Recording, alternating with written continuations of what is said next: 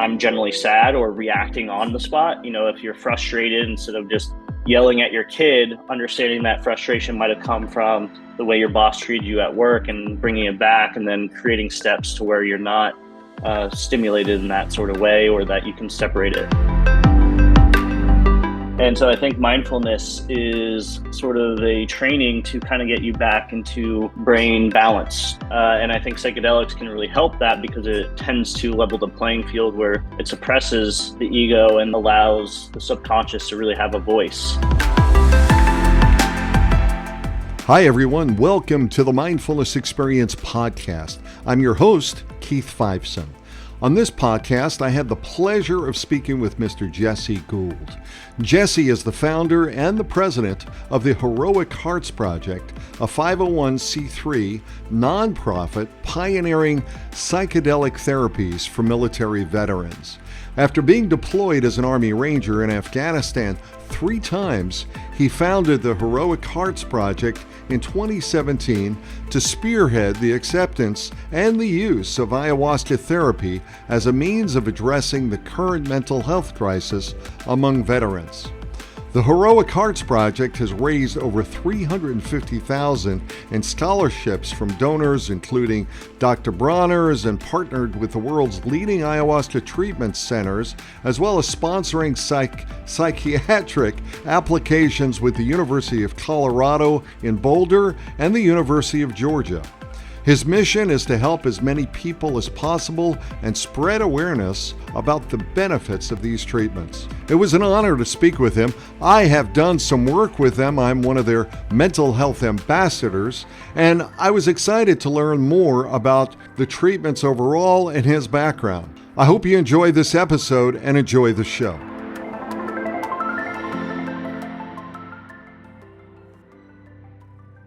Hey, Jesse Gould, what is happening? What is going on? I'm so glad to see you. What's happening? Hey, Keith. Good to join you on this podcast. Excited for it. Yeah. Really enjoyed our relationship since you joined our ambassador squad. For me, things are going well. It's been a great year. We're getting into fall here in New York, and we actually have 2 retreats going on, one in Mexico, one in Peru. So I've kind of been a little bit all over the place, making sure that's smooth, but life is good, work's good. So excited for this conversation. Yeah, it's sort of like, where's Waldo? Where's Jesse? Jesse is somewhere else. What's going on? Where's Jesse now? I think we had a little period there. We were kind of like tracking you. You were out of the country for a while, and then you came back. What was that all about? What happened? What was that? Yeah, absolutely. So recently, beginning of August, I did a race, an ultra marathon in Finland. So it was in the northern parts. The whole race was in the Arctic Circle, and it was a 155-miler segmented, self-supported race. So I really actually did it for myself, but we did do a fundraiser. Why not, for the nonprofit? I haven't been. It's these kind of like endurance races. I haven't done them in a while with COVID and everything, and so this was one of those just to kind of get back into it and take a well-needed break from work. And so it was great just being in nature, running with a great group of people. And so there, a little vacation with my wife in Finland, and then back in New York. Wow. It's wonderful to be you. I mean, you're like the Iron Man, it's like the hero, like, I want to be you. That's great. Now, not everybody does that, but you've got this Army Ranger kind of background. Tell me a little bit about, who you are and why are you doing what you're doing? Because, you're like, I see you in the news. I see you, you're doing big things on the Hill, and, the organization's great. And I'm so glad to be a part of it, to, be a part of the Heroic Hearts Project is big, because there are some big changes happening. So maybe you can give a little bit of the arc of your story, if you don't mind. Yeah, absolutely. So as relates to this chapter, like you mentioned, I was Army Ranger, had 3 combat deployments to Afghanistan. I was a non-commissioned officer, so I was also in charge of a lot of junior Rangers during my time. And overall, had a great experience in the military. When I got out, had a similar sort of issue as a lot of veterans. I just started facing some mental health challenges that I really didn't expect. I thought I was going to get out, hit the ground running, and continue full force, but I just found myself weighted down by these mental health issues, anxiety, depression. I was diagnosed with PTSD. And then I quickly found that the mental health apparatus going through the VA was just sort of a fast track to medications, and more of a maintenance ideology as opposed to overcoming and figuring out what the root cause of the problem was.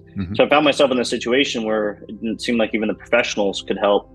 Fortunately, around that time, I heard about this indigenous retreat that was going on in South America called ayahuasca. And me coming from a background of never having any interest in psychedelics or drugs of any kind for that matter, at first I cast it off, but for whatever reason, as my life continued to go downhill, I was like, all right, well, I'm not doing the right thing, so let's give this a shot. So cut forward, went to Peru, pretty much left my old life behind because there's not really much to preserve, and just had a pretty profound experience in Peru. And it opened my eyes of the power of these plants and what psychedelics can actually do. That, it wasn't this sort of tripping, escapism. There was actually a lot of profound healing. Could be challenging, but there was a lot to it. And so 2017, started Heroic Hearts Project. There really wasn't an organization that was profound, that was prominently talking about this for the veterans. 5 years ago. Wow. Yeah. Yep. Wow. And also setting up a program of support that I didn't have. So connecting people to vetted retreats and then the follow-up integration support. So we pretty much had to build it from the ground up and been doing it for a little over 5 years now. And it's been challenging, but fortunately the space has caught up. And so the research has just backed up everything that we're saying at the beginning. And this is more and more popular, and more veterans are getting the treatment that they deserve. There's a lot of work ahead, but I think we're in a good spot. There's hope. Well, that's like an amazing story, Jesse. I'm and I have to say that, the work you're doing is very inspiring. It provides a lot of aspiration to a lot of people, that there's an opportunity to really go ahead and, as Michael Pollan says, how to change your mind, how to go ahead and make a difference, rewrite the script, reset, reboot, and really reframe your reality. For you, like you did this ayahuasca journey and you came back, was that like the point where you realized you wanted to do this work? When did you realize you wanted to do the work? I mean, it was just like you woke up, you said, oh, I got to do this for everyone. Was that like how it happened? Or tell me. No, I think the work found me versus the other way around. So like I said, I was working in finance in Tampa before, but I essentially bought a one-way ticket to Peru. So after my experience, like I said, there really wasn't that much talk about integration. So I was trying to figure it out as I go. So I gave myself some space, was traveling around, and like, what just happened? It was like a reset brain. And so more and more, talking to friends and talking to them about my experience, it kind of became this reality where at that point I'd already had double-digit friends that I served with that had taken their own life, right? And I saw a lot of other friends that were actively struggling. And I was like, hey, I just stumbled upon this thing that's been around for thousands of years, but I stumbled upon it. And it can potentially help a lot of people. And so more and more it was like, hey, do you have the ability to actually make this successful? And is this something that can actually help? And so it became more of an obligation that I couldn't avoid at some point. And so then looking into it, was like, okay, well, I think there's something here. It's now or never. And I was literally in a small internet cafe in Colombia. And that was the genesis of Heroic Hearts. That was like little by little, trying to figure out, how do you start a nonprofit? How do you build a website? All pretty much from scratch, just poking around. Wow. And coming up with the name Heroic Hearts, was that like just kind of, did that just come naturally? Because you really had an heart opener, right? You had this change experience, you had this transformation, this wake up call that said, oh, wow, I feel different. I gotta do this for other folks. So was there a moment where you kind of said, okay, I'm going to call it Heroic Hearts and I'm going to turn into a 501c3, So the 501c3 was pretty apparent just because, I wasn't trying to charge for it. And I knew this was something that had to be sort of a donor-based system, just because I didn't want to charge vets. And I knew a lot of the vets were financially constrained. So that part was pretty apparent of the nonprofit. The name, I was kind of going around, and I didn't want sort of a generic, veteran kind of name. And one day I remember I just woke up and I was like, hey, I think let me look at some poems that I really like. I think maybe there might be something that sticks out that might be the name. Right. And for whatever reason, I had that sort of inspiration. So I looked at a couple poems, and then I was reading this one called Ulysses by Tennyson. And the last 4 lines, I actually have it up, so I'll read it. The last 4 lines are, "We are not now that strength which in old days moved heaven and earth, that which we are one equal temper of heroic hearts, made weak by time and fate, but strong in will, to strive, to seek, to find, and to not yield." And so the poem itself is about sort of Ulysses coming home from these great battles and great adventures, and just how hard it was for him to come home, and how he was a changed person. His family had changed on their own right, how he still had that thriving to be back with his friends, his brethren, and just, now kind of in this position where he's older, missing it, and, having that hard time adjusting. So it just kind of came about that was the heroic hearts, was sort of the perfect fit for it. I love that. And I think the work that you really have done is really and are continuing to doing is really opening up some doors. You did it back in 2017. We hadn't seen Michael Pollan's book really take off at that particular point in time. Now it's on the Netflix series, and like there's this whole renaissance that we're calling it. And you'd said just a little earlier that there's been some challenges, but there's also been some successes. Can you talk to what those challenges have been for you, maybe personally or throughout the organization? And maybe what are some of the successes? Because there's still, controversy around psychedelics. I mean, people think, okay, we're just gonna, we're gonna have a rave, we're gonna have a party, we're gonna, what's going on here? Are these like hippies? What's happening? Are we back in the 60s again? Yeah, exactly. So what are the challenges and successes, Jesse? The challenges have evolved throughout the years. There's some lingering ones, but each year kind of brings its own set of challenges. Like, as you mentioned, starting in 2017 it was very interesting. It's almost night and day of what it is now, just in terms of outreach, for the better, I'd say, mostly. And so in 2017, it was, it was like clearing the jungle. Like it was just cold calling people, having them have that sort of reaction of like, what are you talking about? Like all this kind of stuff. And then with Michael Pollan, there's kind of a back-to-back thing. Like the MAPS MDMA study started getting really good results that were publicly broadcast, Michael Pollan's book, and then the Johns Hopkins psychedelic study. All this happened within 2018, 2019 timeframe, which shifted the dynamic. So then after that, when I started talking about it, people had at least some semblance of what was going on, right? It wasn't me starting from less than ground zero.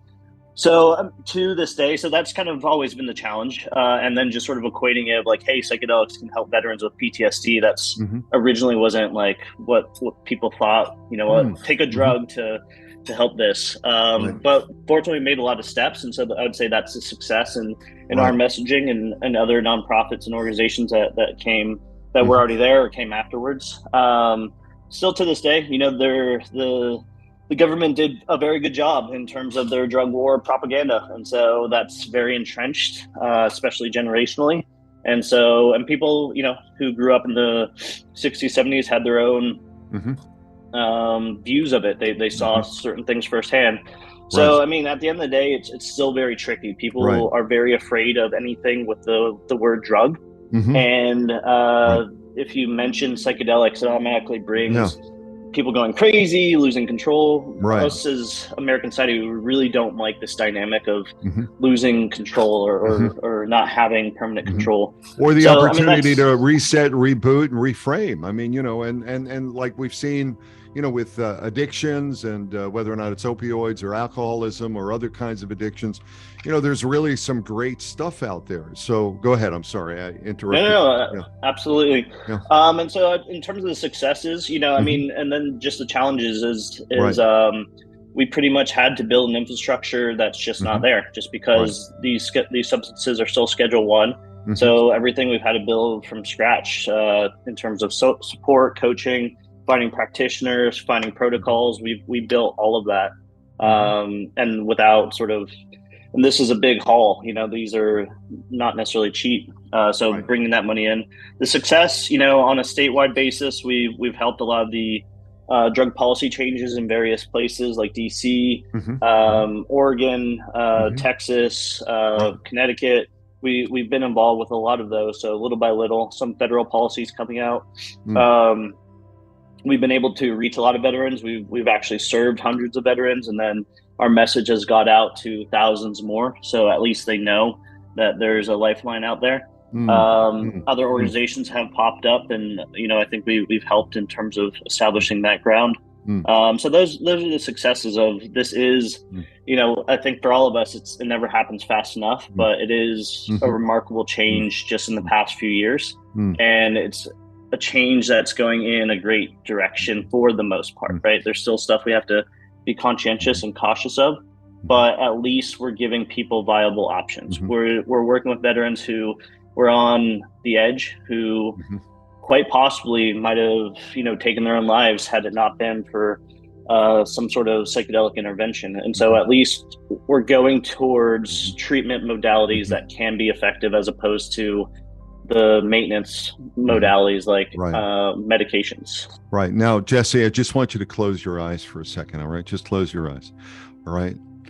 We are not now that strength which in old days moved earth and heaven. That which we are one equal temper of heroic hearts, made weak by time and fate, but strong in will to strive, to seek, to find, and not to yield. Breathe that in, man. Breathe that in. Yeah. It's happening. Absolutely. Actually, the original website had a lot of those quotes all over the website, but it was too archaic. People were like, "What the hell does that mean?" So we kind of transitioned it, but it's still at the heart of what we do. Now, you dropped some knowledge, you dropped some names there, Jesse, and I want to pull that out a little bit, pull the names out a little bit with the next question, which is, who are some of your mentors or people that really inspire you or provide the aspirations to kind of want to go forward? Like I can think of, off the top of my head, I can think of like Bob Parsons, the founder of GoDaddy, who's a vet, who's really been very helpful in the field. Who are some of the other folks that, you might, maybe he's included in that list, or maybe there are some others. Do you have some folks that are really, your heroes that are really helping this field or helping you and your, and what your aspirations are? Yeah, absolutely. I mean, I think it's this kind of standard names of the famous people in the psychedelic space, obviously, like Rick Doblin and Robin Carhart Harris and Griffiths at Johns Hopkins. They all are innovators. They all push this forward. The original guys that like Shogun and his name escapes me. The guy who invented LSD. Albert Hoffman. Yeah. So obviously those, but they also get, nowadays they get enough attention. So I praise the people on the ground that are not getting the podcasts, that are not getting the attention, nor did they want it. The practitioners that have been keeping these modalities alive underground here in the US. And then especially the healers in these countries that have been kind enough to share this healing with them. So the indigenous healers that we work with in Peru, in Colombia, and other countries, who welcome us in, who work with us, who are the preservers of this knowledge that dates back thousands of years. So the indigenous healers in all these countries, obviously deserve so much praise, respect, admiration. So, and it's like any other movement. It's built on the backs of many.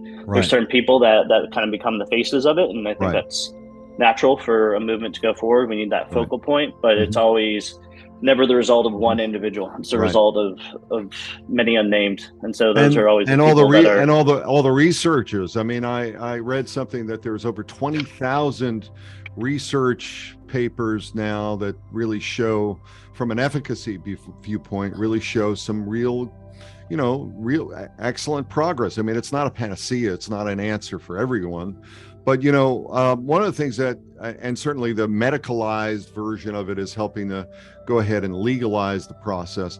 But you're really talking about, when you talk about the shamans or the indigenous people and doing an ayahuasca journey, you're really talking about like bringing people into an authentic experience. I was in a conversation yesterday that really started to talk about the commodification, the acceptance of all of the psychedelics. Then he said there's a shaman on every corner now. There's a shaman on every corner. So I'm wondering, from your viewpoint, how do you sort through that? Because one of the things that I know is you're doing something, you're not doing something commercial. You're trying to bring an authentic experience to the individual. So you have a sense of that in terms of your perspective around shaman on every corner, or how do you find the real deal? Yeah, I mean, it's tricky too, because like even if you go into like Peru, for instance, there's a lot of different traditions, right? There's different tribes, there's different ways of doing it, there's different relationships, and you can get like ayahuasca in the street in Peru now. They got people selling. You want like a Coke? No, you want a bottle of ayahuasca? Here you go. It's like, right? Yeah. And so it's hard to just have like, and for me as, a white dude who grew up in Florida, it's not for me to say what's authentic, what's not, for me, it's as with everything else, it's relationships. So, I mean, these are conversations we do need to have, as it comes to the US. I do want people who are who are born in the US to become healers in their own right, but I would prefer that they do it respectfully. I think the trick comes, people go to the Amazon for like 2 weeks, they do a dieta, they come back and then claim they're a healer. For me, I am not a fan of that, just because if you look at how most of these modalities or these healers come about, it's a master apprentice sort of relationship, right? They work under a master, they work intergenerational. They do dietas with hundreds of different plants. There's a whole process, and even if you're doing it for decades, there's always more to learn, and so whatever psychedelic modality, it's more of experience and respect and actually doing that. It's not about the title. It's not like I can put shaman on my LinkedIn, or that I can now charge $5,000 per person, which is what it's kind of becoming in the economic sort of side of it. People have shamans on their LinkedIn? Come on, really? I'm sure you can find that somewhere. I got to do a search. I got to look at that. Oh my God, OMG! It's coming, yeah. And so I mean, it's one of those we have to tread cautiously forward with that. If somebody has dedicated their life to this and they are a healer and they want to like share this, there's steps to go, and it's just as sensitive as anything else, and the certification is going to be tricky. I think they're already trying to manage that in Oregon. We don't really know the right answer if somebody's been doing it in the Amazon for 50 years of their life and they're the master there, are they still required to get a certification in California or Oregon, like when this does come? That's kind of silly. But on the other side, you don't want Bob on the corner just saying, hey, I'm a shaman, I got this technical college ayahuasca. It's like that car wash sign, they flip the sign around, shaman here, go there, whatever. And so so I don't know the right answer of how to scale this or how to make this sort of, but for what we provide for Heroic Hearts, it's what we provide is that relationship. We've been in this space for a while. We try to approach it respectfully with whoever we work with. Myself or somebody on our team will first go through a ceremony with the healers that we use. And if it's a good match and it seems like they know what they've been doing it for a while, they want to work with veterans, and we want to work with them. If it's all that, that's what we provide, that one-on-one relationship. And so it's not for me to say like, this is the qualifications you need or this, but there are certain things of like, how long have you been doing this? What lineages do you come from? How do you work with this? How do you prepare it? All those are questions that need to be answered. But at the end of the day, it is the relationship, Right. So there's the setting, the intention within the set, and then the setting, and then the integration. And I like this. I spoke with someone the other day who was 508C1A or 508C1A. It's a sacred sacrament church, if you will, a gathering place. And he used the term setting, integration, and activation. I thought the activation was interesting. I like that. I'm in the, you spoke about Oregon. I'm in the, a program, the psychedelic assisted therapy provider program, which is accepted in Oregon. It's a very intense. So the medicalization process is pretty intense. You still need an LMSW, or you need to be a therapist, or you need to be a doctor in order to go ahead and do the, right now it's ketamine. You can't do any of the other stuff unless you're offshore. When you go ahead and do this, this is called the podcast is the Mindfulness Experience. And a lot of it is around, we teach breathing practices. Do you use any of the breathing practices or any mindfulness or any meditation as a part of the, setting or the application, the administration of the work that you're doing in a group, or in a, when you're going off and you're bringing a group together? What does that look like? And what does mindfulness mean to you in that regard? Absolutely. So kind of a quick overview of what our program is, what it looks like. We do, sort of an intake. Veterans come to us. We just make sure that there's not any like red flags in terms of medication, mental health, physical health, all that kind of stuff. See if they're a good fit. And then if they are, then we generally start about 4 to 6 weeks before the retreat. And that's the preparation, pre-integration. And so every veteran gets, we do three to four prep Zoom calls. So cover all travel logistics, packing lists, all that kind of stuff. And then they get one-on-one coaching time. So we have a whole team of coaches who generally are veterans themselves, have gone through their own healing and have gone through a certification to become a coach. So every vet that goes through our program gets 3 sessions before, 3 sessions afterwards, and then follow-up integration calls that continuously go. And so the coaches talk with them and then give them sort of tips of getting on diet before, eating certain things, cutting out social media, cutting out cannabis, tobacco, all this kind of stuff. They talk about breathing techniques. They talk about mindfulness. They talk about meditation, getting into it at the retreats. Each retreat's a little bit different depending on where they're at, but generally there's always yoga. There's always some sort of meditation, some sort of breath work before, just kind of calming, getting into it. And so we do discuss that. We do discuss what this is all about, tapping in to understanding yourself, understanding your subconscious, understanding your emotions more, and being more in tune to if you're having a reaction, where's that stemming from, all that kind of stuff.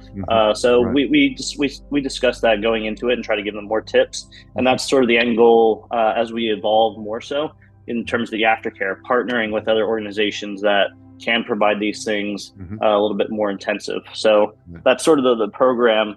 And these are all very valuable tools and keep people on the right track.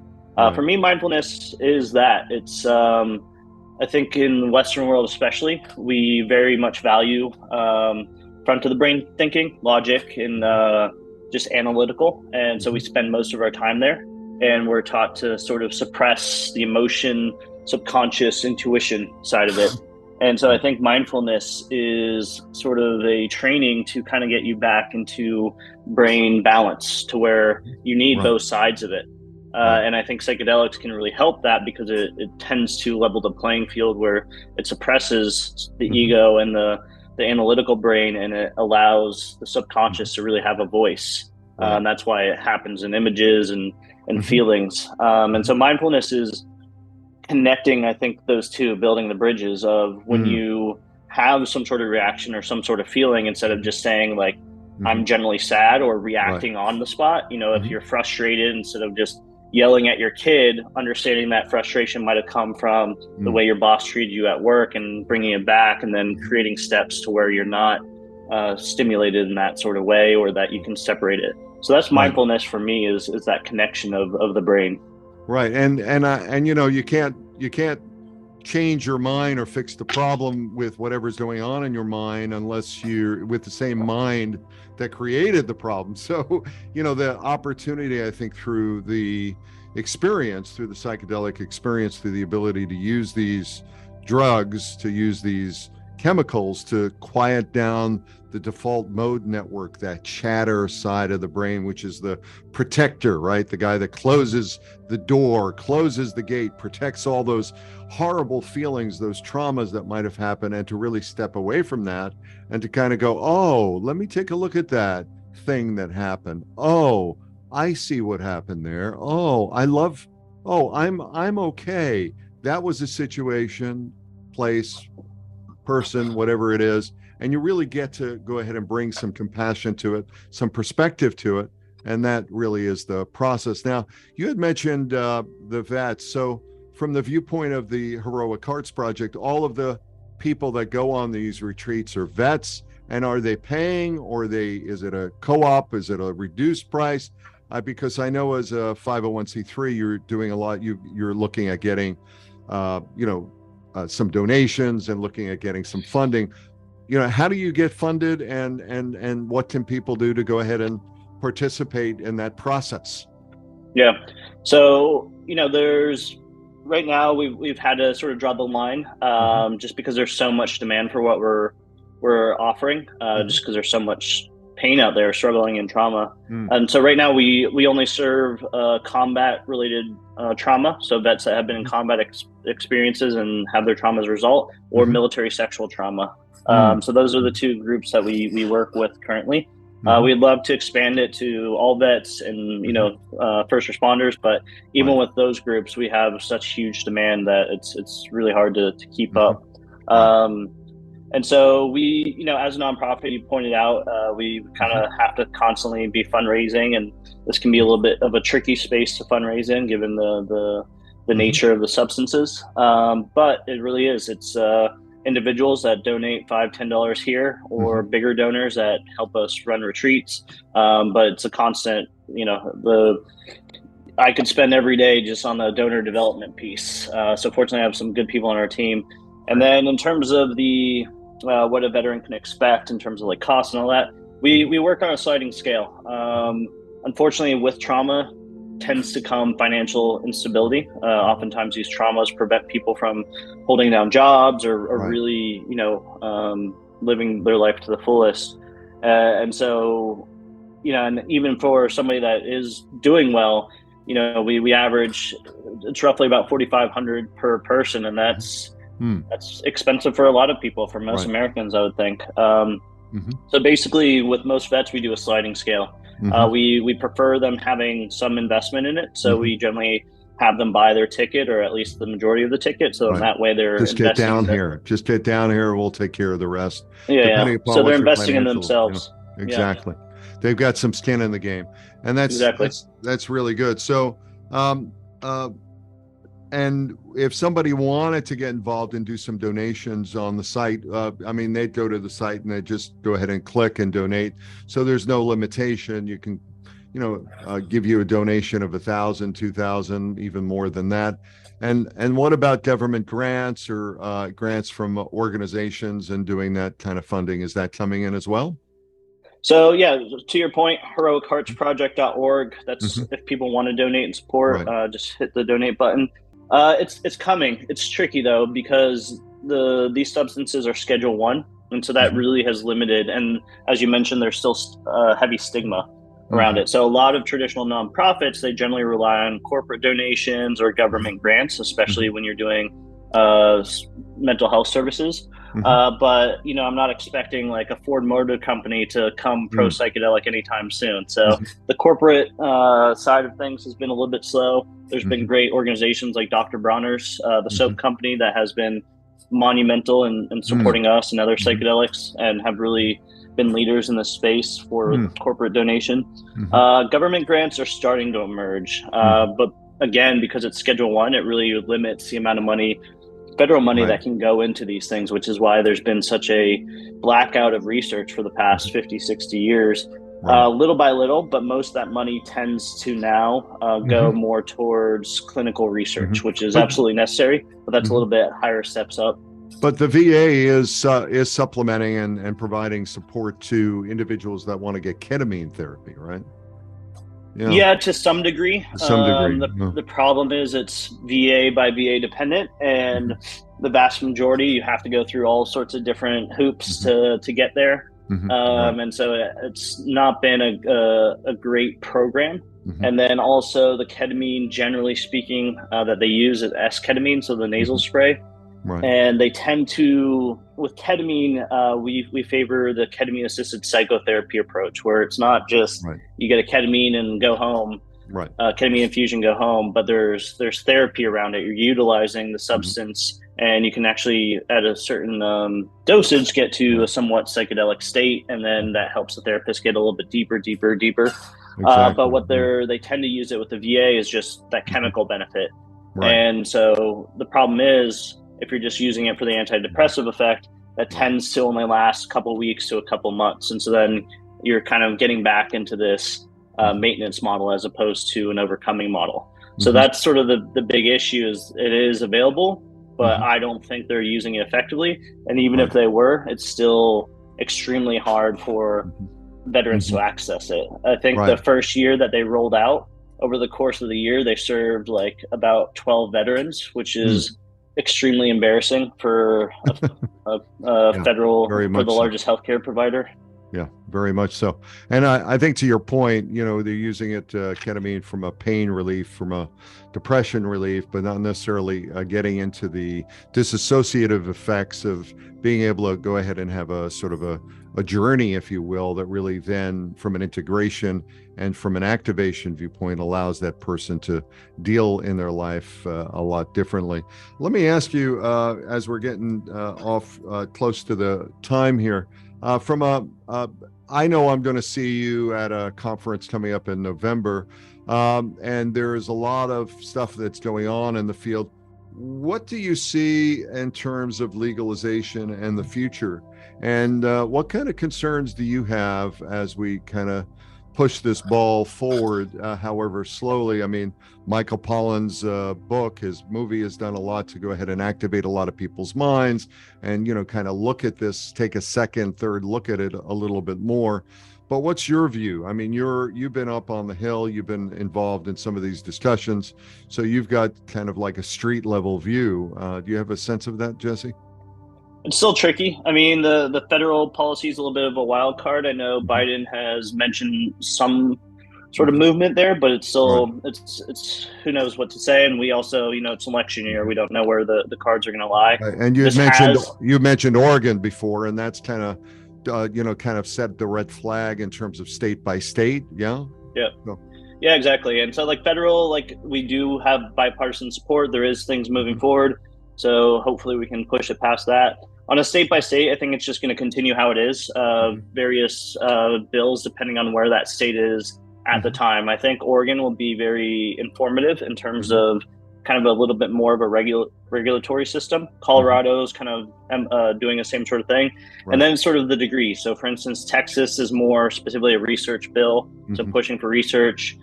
Connecticut is having like a pilot program. So it's not just straight decriminalization, but you will actually be able to test out stuff right now or work with individuals right now. So I think a lot of them are going to be hybrids of that. And I do think it's kind of similar to cannabis, going to go state by state before there's big federal movement.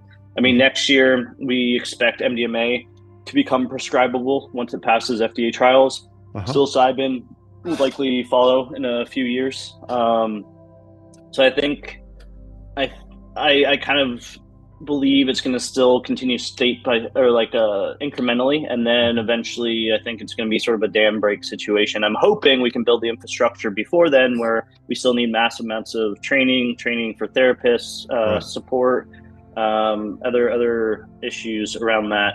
It's hard to say. I mean, at the end of the day, the federal side or the executive branch could just throw a wrench in it or could open it up, and that's hard to say. But there hasn't really, across the spectrum of the notable Republicans and Democrats, there hasn't really been a big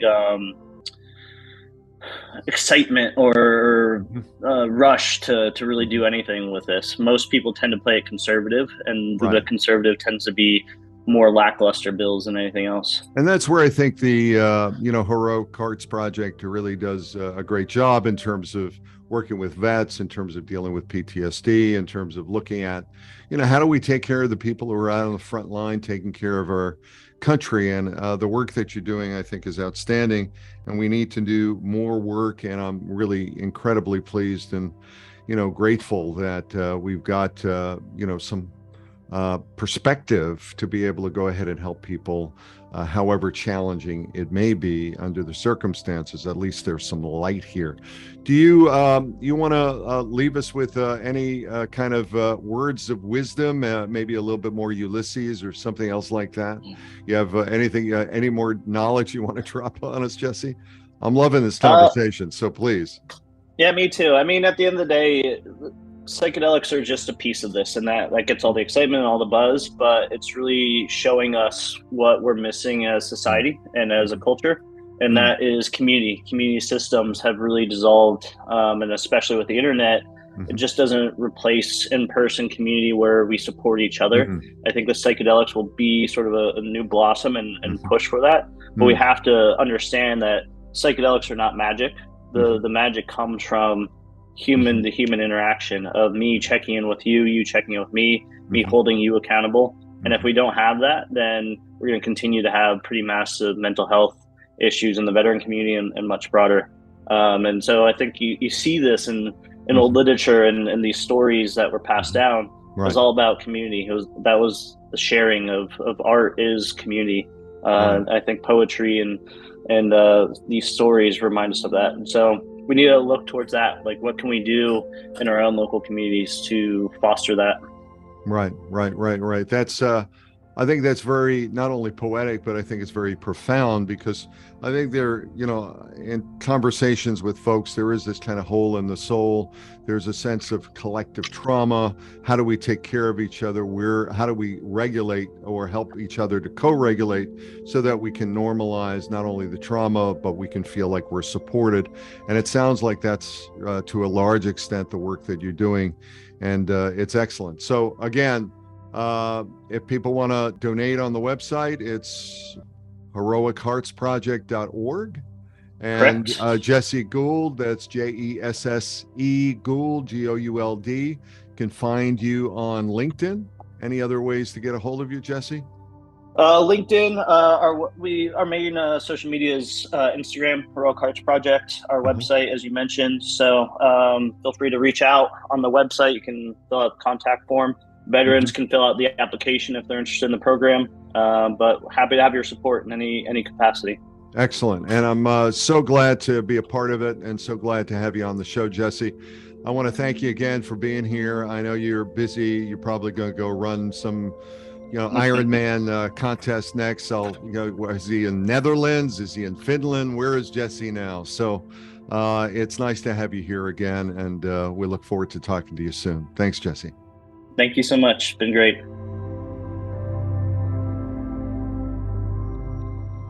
Thank you for being a part of the Mindfulness Experience podcast. I hope you've enjoyed this interesting conversation and the insights with Jesse Gould.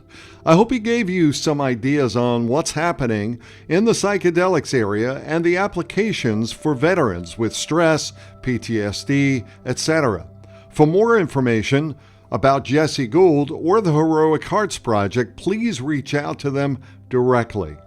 We have other exciting guests coming up in the next few weeks. Please tune in, follow our podcast, connect with us, leave us a review, suggest topics. I'd love to hear from you. Connect with me on social media channels or visit my website at workmindfulness.com for more mindfulness experience moments. Thank you again. See you on the next show. Take care.